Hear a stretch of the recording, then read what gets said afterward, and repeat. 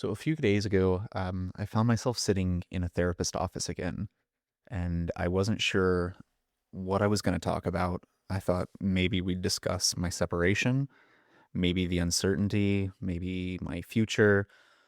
Instead, I spent most of the session talking about my kids, about whether I'm doing enough, about whether I'm making the right decisions, about whether I'm helping them through this in the way that they need.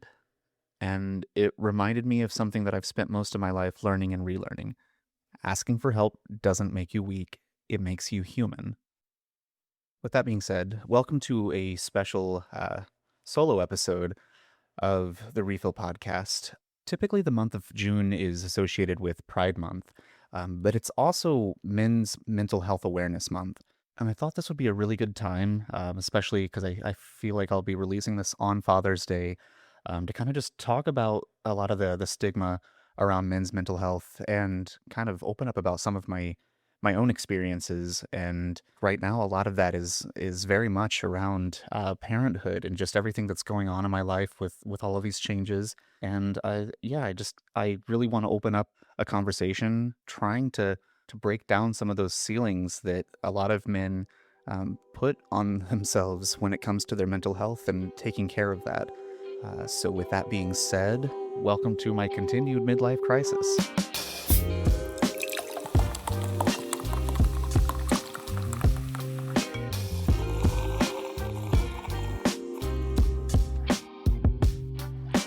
Before we get started, I do want to give a brief content note. In this episode, I'll be talking a lot about depression, therapy, men's mental health, and suicide. While I'm not going to be discussing graphic details, some of these topics might be difficult for certain listeners. If you need to pause and come back later, that's okay. And if anything in this conversation brings up something you're struggling with, I hope you'll consider reaching out to someone you trust, a mental health professional, or a crisis resource. You don't have to carry those things alone. Getting that out of the way, let's jump into it. So I've kind of dipped my toes in and out of therapy throughout my life at different stages. One thing that I'm not proud of, it's always been reactionary and not proactive or for maintenance reasons. And that's something that I am trying to get in a better place with, like not going because I need it, but going because one day I might need it, or just to keep myself level.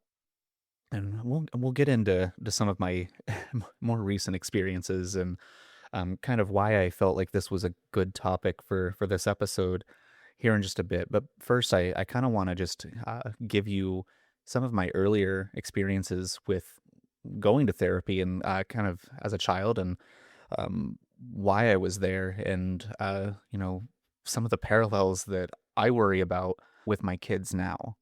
So the first experience with therapy that I ever had was in the second grade, and that came about because of my parents' divorce when I was 8 years old. One of the things that really hits me about this specific age is that is exactly the age that Milo is now. And at that age, a lot of little boys don't really know what to do with the things that they're feeling. And for me, going through, like my parents getting divorced, I did what most little boys do, and that's turn to anger. I mean, when you don't know how to process that grief and you don't really know what to do with all of those feelings that you're having, it I don't know. To me, it made sense to act out. I was mean to my little sister. I was mean to my parents. I was mean to people around me. I don't know. Maybe I was just a mean kid. I don't think that's how my son is. I mean, he's a very sweet little boy, very affectionate, but at the same time, he's a quiet little boy, and sometimes it's hard to gauge where his head is and what he's feeling. But yeah, so I mean, it kind of started out like I saw like a more of a traditional, just kind of family therapist around that time. I remember I got involved in this program they had at school that was actually kind of a group program. I don't remember if the other kids in the group were also like going through like their parents divorcing, or if it was just kind of like a catch-all for any of like the troubled kids in the school, like that kind of prevention and early intervention programming that they had back in that day. But I do remember it not really helping a lot. And I don't know if it was just again, because it wasn't really a specialized program, but it never really, I don't know, it never really clicked for me. And like even, I don't know, just therapy in general at that age, like I didn't really know the the the purpose of it. To me, it was just something that adults had decided that I needed.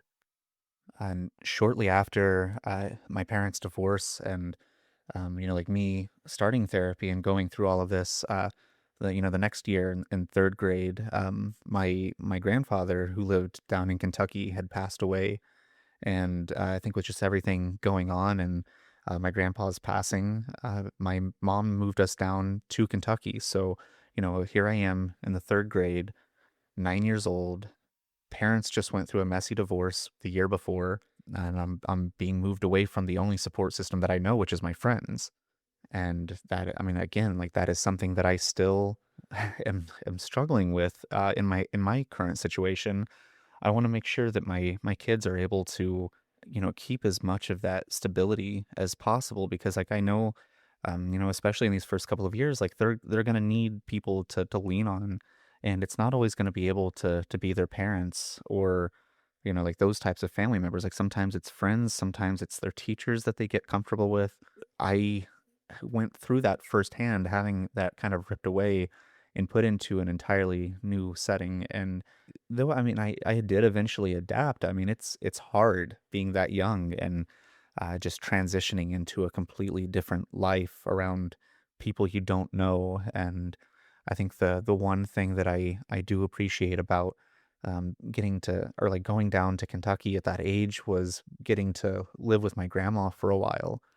And I think that, you know, though she was pretty typical, like down in the boonies, Kentucky, very religious Pentecostal person, there was comfort in having her around. I don't think that I necessarily ever opened up to her about a lot of the struggles that I was going through. Like, I don't think that I needed to. She just knew what I needed. And, she was there to comfort me and to cook for me. And, my mom, she worked a lot, and my grandma was just there for me. And that was probably one of the saving graces of that first year being down there.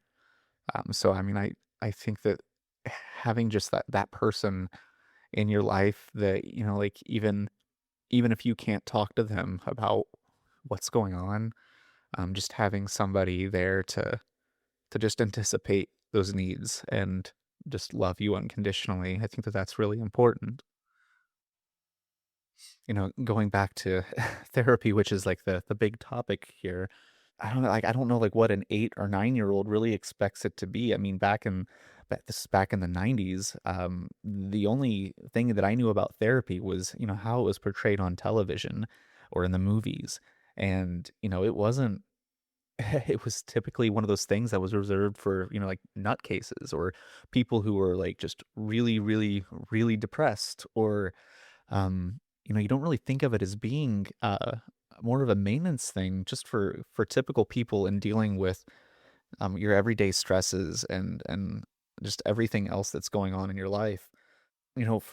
For little boys who then grow up into men, um, they don't usually have the language for emotions.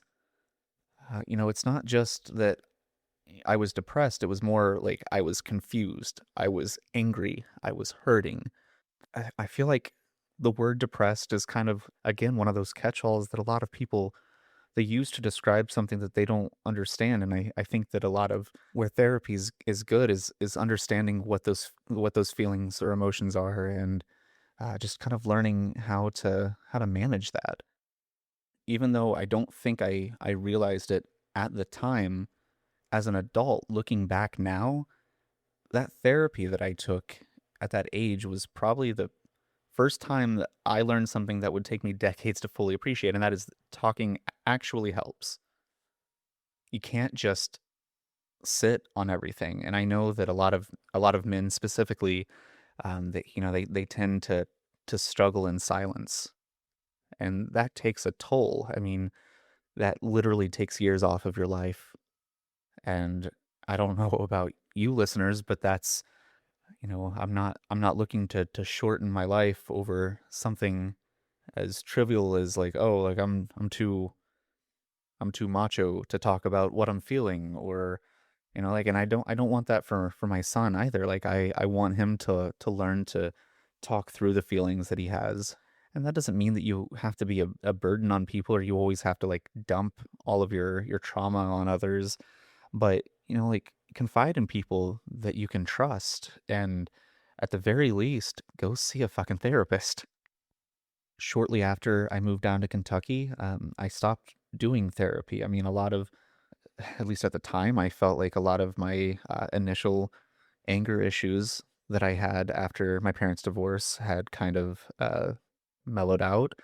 I was still pretty mean to my sister. I'm sure she would have appreciated me doing a little bit more at that stage in my life. But I don't know. I don't know if it was more like me just not being interested in doing it anymore, or if money was tight and we couldn't afford the therapy anymore. I'm not quite sure what happened, but you kind of get into those adolescent and teen years, and I don't know. I felt like I had everything together, and therapy wasn't for me, which is crazy because like those are probably the years that most people, like boys and girls, need it the most. You're going through so many changes, and so many just kind of like literal chemical changes in your body, not just your feelings, but physical changes that do lead to depression, anxiety, and just all of these internal struggles. And for a lot of people, like they don't feel comfortable asking for help in this age. Maybe, I mean, maybe it's not that they don't feel comfortable, but they see it as this, I don't know, like this stigma, like this thing that you shouldn't ask for. Boys specifically, they're told to be tough, to get over it, handle it yourself, don't burden other people. That's such garbage. Everybody needs somebody that they can lean on and talk to.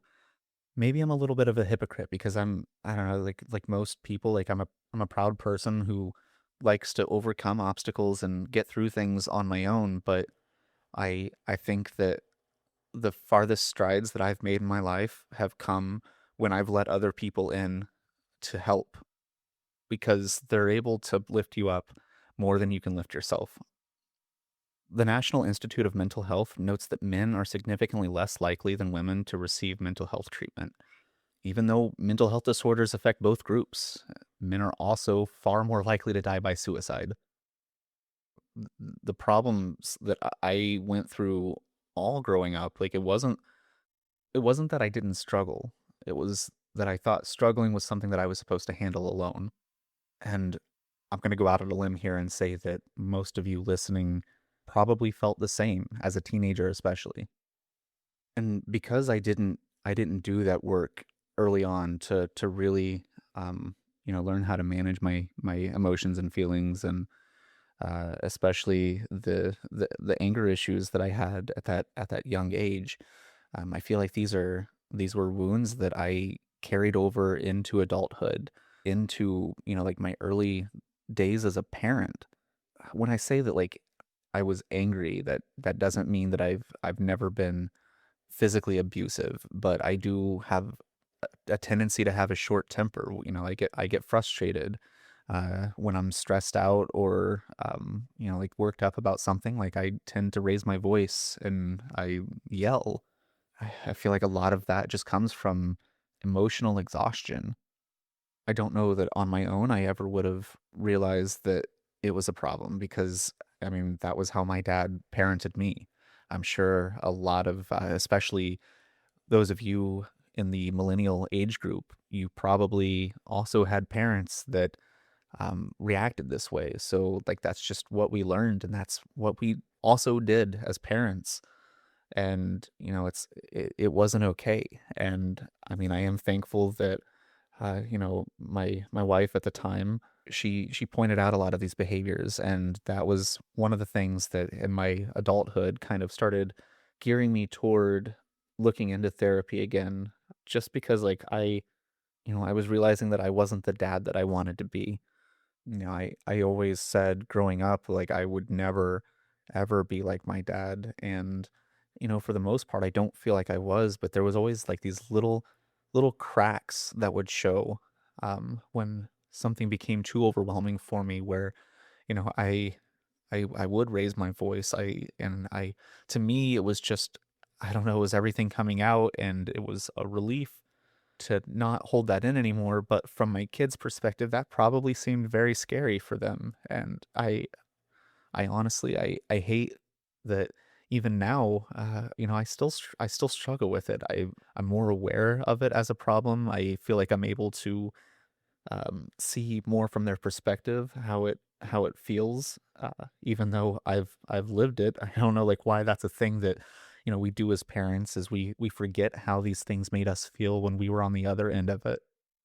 But therapy, what I've learned is, I mean, it wasn't about fixing the anger. It was about understanding what was underneath it, the stress, the fear, the pressure, the expectations, just everything that builds and builds and builds, and you don't know how to vocalize it or how to you know get it out in a healthy way. And nothing that I had ever experienced in my life up to that point had prepared me for the role of being a dad. And in a lot of ways, I feel like I failed right out of the gate.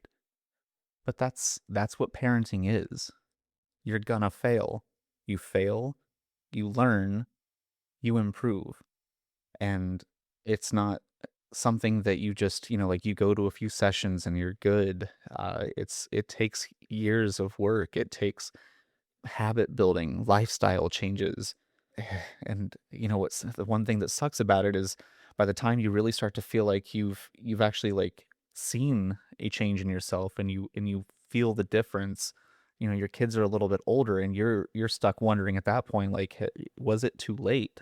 And there's a lot of self-doubt that starts kicking in, and you wonder if you're a good parent. And by that point, there's not really a lot that you can do. So while my kids were younger, I mean, I was at least I was made aware of some of my behaviors, and I did I tried my best on my own at that point to calm down, to step away when I needed it. Uh, but there's only so much you can do on instinct, and it took me a few more years to really get to a point where I was willing to try therapy. And really, what kind of pushed me to that was a job change that I had. This was not even that long ago. This would have been in about 4.5 years ago. I started working at the Ohio School-Based Center of Excellence out of Miami University. And essentially what this department was, they were they were funded by both state and federal government grants to work within the schools in Ohio to help with mental health resources, especially where prevention and early intervention were concerned. But what it did for me was it just made me realize that these types of wellness practices, like they do take time. They take sometimes your whole life, and it's not something that you just get to a certain point and then you're done. It's the same as going to the gym. I mean, you're there to exercise your mental health and capacity. And if you don't go, I mean, same as going to the gym. Like if you don't go often, you lose that progress. Like you can slide back. Like you might start gaining weight again, or maybe your stamina isn't as good, or like it's the same as your physical health. Like you have to exercise your mental health the same way. So yeah, I mean, up to that point, I had really viewed therapy as like kind of like an emergency room when you were in the thick of it.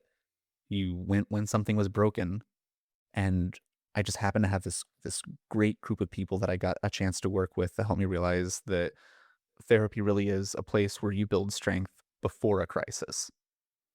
I had another experience while working in this job, that I would really like to talk about, and it's kind of the reason that I'm even doing this podcast in the first place. So this is where uh, this is where the suicide warning that I had earlier in the episode kind of comes into play. One of the projects that I got to be involved with while I was working here was a school wellness podcast that was meant for educators in the state of Ohio, and just kind of opening them up to some of these mental health practices. For the first season of this podcast, we had reached out to a school administrator out in Minnesota who some of my coworkers were already familiar with, but he also had an existing podcast that he'd been doing for years. His name was Levin, and he had a podcast called The Depression Files. And I would just really like to take a second. These episodes for his podcast, they are still live. You can find them on Spotify, Apple Podcasts, anywhere else that you would be listening to this. But again, that's the Depression Files.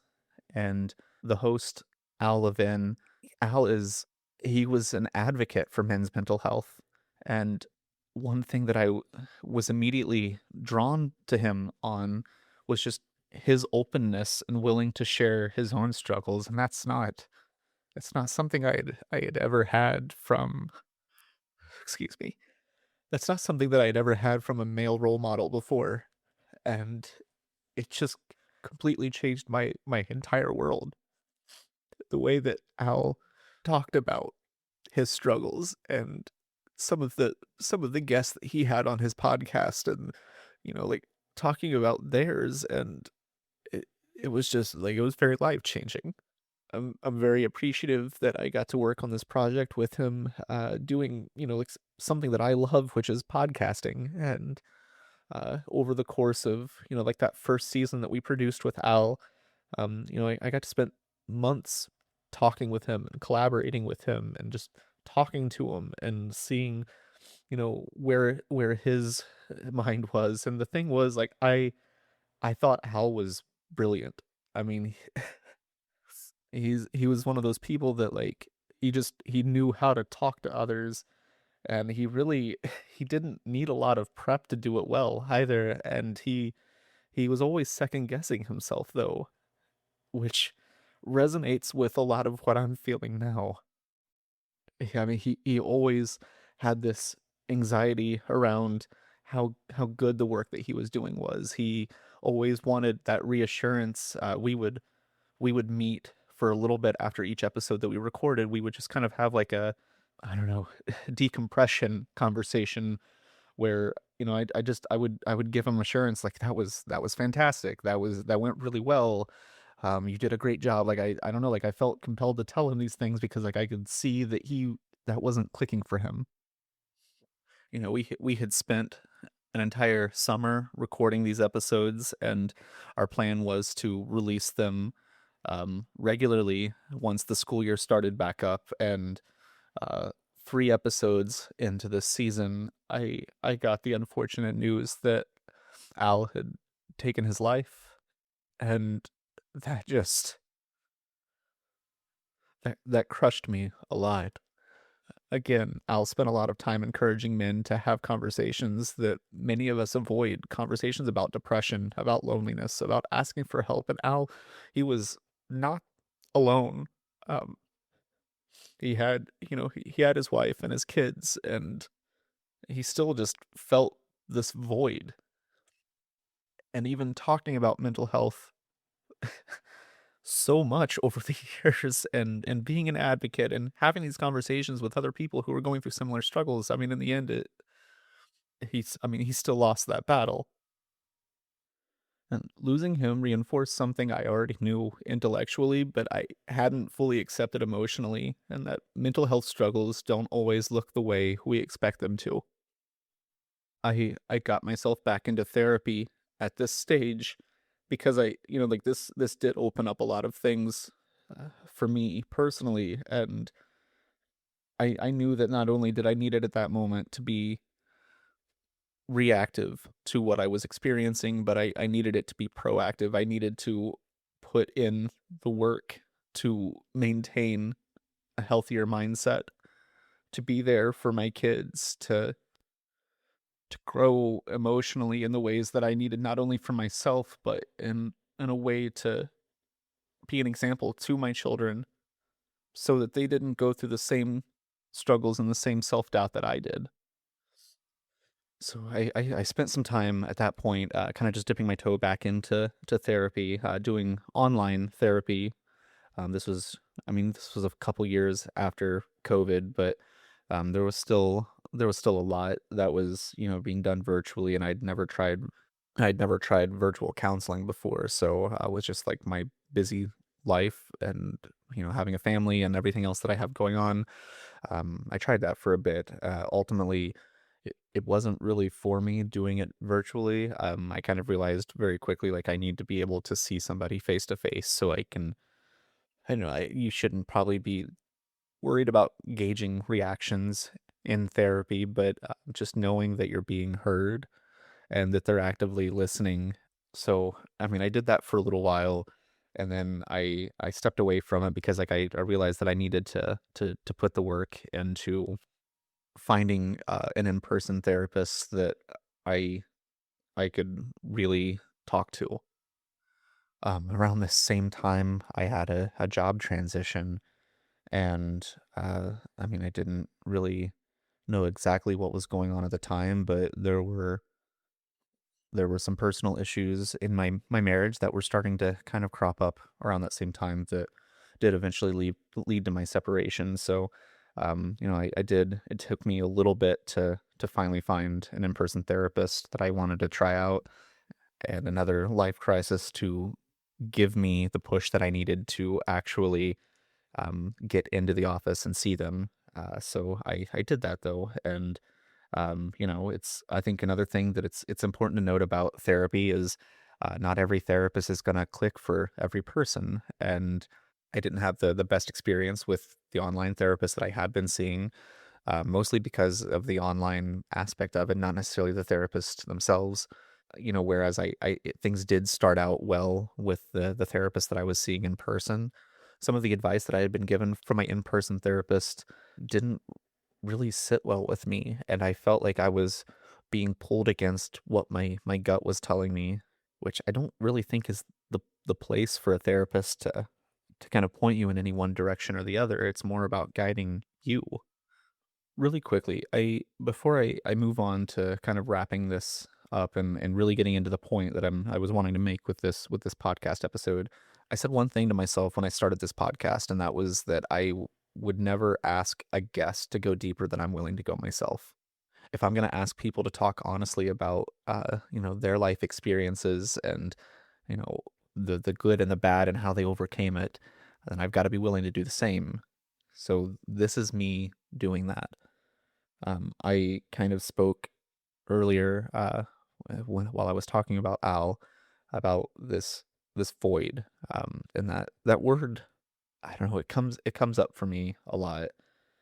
I have never I've never necessarily had suicidal thoughts. I think that everybody questions, I guess, what everyone around them's lives would be like if they weren't around. Like, I think that that's a normal thing that a lot of us think about, but never anything beyond that.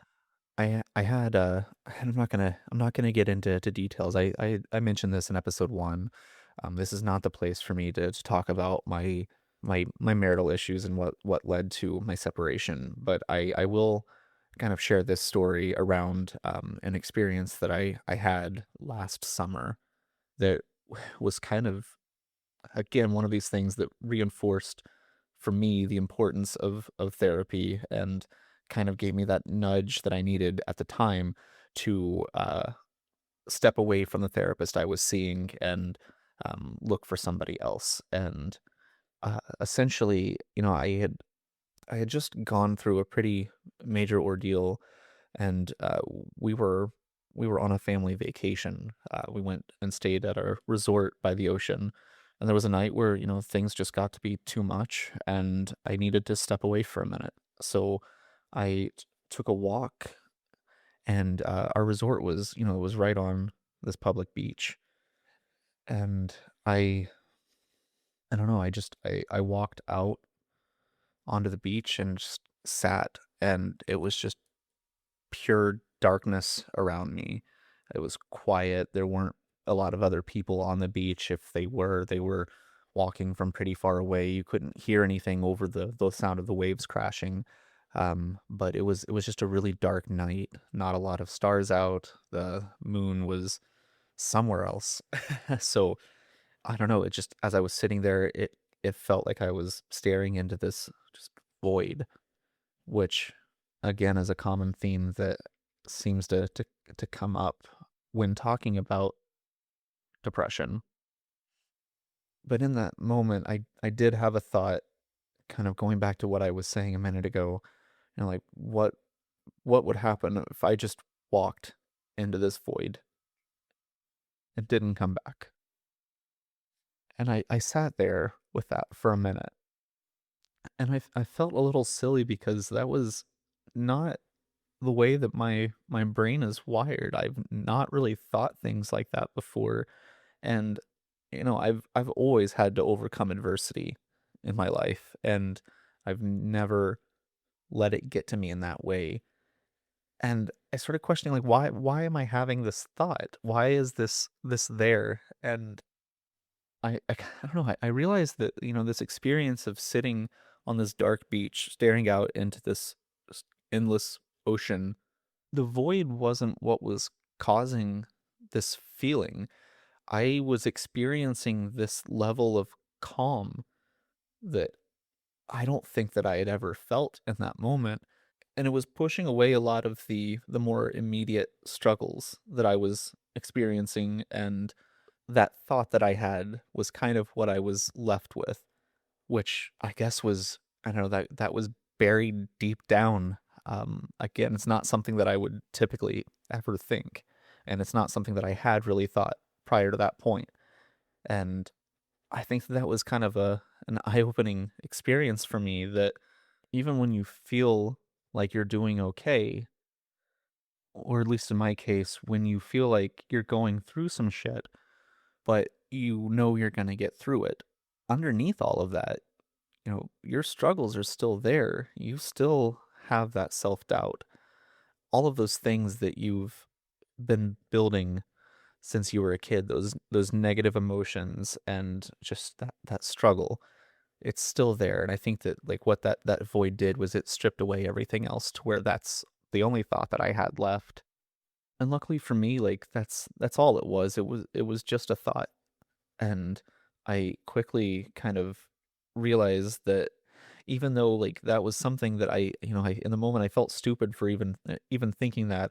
I'm sitting here on this beach and I'm looking out into the ocean again, and I realized that that calmness that I was experiencing was something that I'd never really had before. And in a funny twist of fate, like, I think that that might be one of my favorite experiences that I've ever had. I oftentimes say that I love mountains because it makes me feel so small, like being up on this massive rock, just feeling so above the world, but also just in comparison feeling so tiny. I think it's similar to that void, um, maybe not to the same extreme as just looking out into an abyss, but um, it has a calming effect on me, where a lot of, like, no matter what I'm going through or whatever I'm struggling with, like, it strips away a lot of that and just kind of leaves me with, like, what is really the root problem here. And so in that moment, I realized that I was maybe sitting on some struggles that went beyond just what I was experiencing at home, beyond just my impending separation. And I think that's honestly kind of where it clicked for me, that not only do I need to really take therapy seriously, because of the things that I'm currently going through, but it's a long-term commitment. In some capacity, like, I need to continually grow my mental state and my emotional strength, because, even as you work through one problem, there's breadcrumbs that get left behind from every problem before that. And, those start to build up, so that it makes your future problems, even smaller ones, feel a lot bigger than they are. Fast forward to current day, I finally I found myself with a therapist that I actually really like. I had a very, very brief stint with this therapist doing couples counseling. I waited a little bit, after that couples counseling to consider seeing this person for one-on-one therapy. Obviously, now I'm in a place where like it's okay for me to do that, but I went into that first session with her.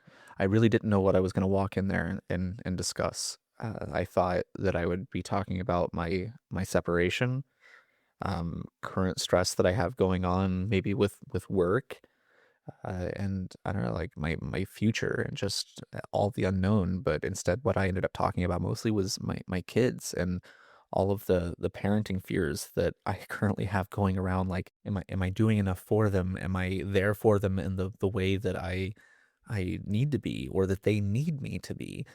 So I really talked about just self-doubt, and I didn't realize until that moment that like that was something that I was having a hard time with post separation. Was more on the parenting side of it. So whereas I thought that I was going to go in there talking about my future, what I found was that I needed permission to admit that I was worried about being a good dad. And I, again, I can assume that that's something that a lot of you probably have in common with me, not just fathers, but everybody. Like we all worry that we're not doing enough for our kids, whether we are going through something as upsetting as a separation or even just getting through life. So I don't know, like it's got me thinking a lot about just my mental health journey, and like where I came from as that little 8-year-old boy with anger issues because his parents got divorced, to now I'm on the other side of that and I have a little 8-year-old boy. I don't want him to be angry. I don't want him to be confused. I want him to know that everything's going to be okay and that he can come to me and talk to me if he ever needs it. And in order for me to be there in that way, I have I have to take care of myself. And I think of the whole point of this podcast episode, especially for the other dads out there, is take care of yourself so that you can take care of your kids and they can take care of their kids, and uh, just break that cycle of this stupid stigma that we have around fucking mental health. There's nothing masculine about ignoring your emotions. And therapy really has helped me at different points in my life. Sometimes when I was hurting, sometimes when I was angry, sometimes when I was lost. And going forward, I just want to be able to stay healthy. And that's why I'm going to try my best to continue this journey. So if you're listening and you're carrying something alone because you think that that's what men are supposed to do, maybe let this be your reminder that strength isn't pretending you're okay. Strength is being honest when you're not.